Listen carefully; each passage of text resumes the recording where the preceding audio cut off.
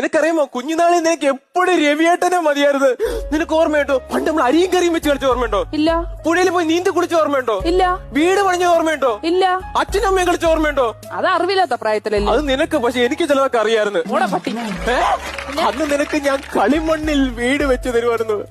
ആ മണ്ണ് ഞാൻ ഇന്നും നിന്റെ ഓർമ്മയ്ക്കായി സൂക്ഷിക്കുന്നു. എന്തിനാ നിന്റെ വായിലിട്ട് മൂടാനാ? അയ്യ, എന്തിനു വർത്താനം പെണ്ണേ? പിന്നെ നീ ഇങ്ങനെയൊക്കെ പറഞ്ഞ പിന്നെ എന്തോ പറയും? രവിയേട്ടന് വേണ്ടി നീ എന്തെങ്കിലും ഒന്ന് സൂക്ഷിച്ചിട്ടുണ്ടോ? രവിയേട്ട ഇപ്പൊ എന്താ പറഞ്ഞേ? എനിക്ക് വേണ്ടി നീ എന്തെങ്കിലും സൂക്ഷിച്ചു വെച്ചിട്ടുണ്ടോ? സൂക്ഷിച്ച് വെച്ചിട്ടുണ്ടോന്ന്. രവിയേട്ടനെ ഓർമ്മയുണ്ടോ? പണ്ട് നമ്മുടെ കുട്ടിക്കാലത്ത് രവിയേട്ടൻ ഞാനുമായിട്ട് കളിച്ചോണ്ടിരുന്ന സമയത്ത് രവിയേട്ടൻ എന്റെ അടുത്ത് ഒരു കുട്ടി കുറുമ്പ് കാണിച്ച്.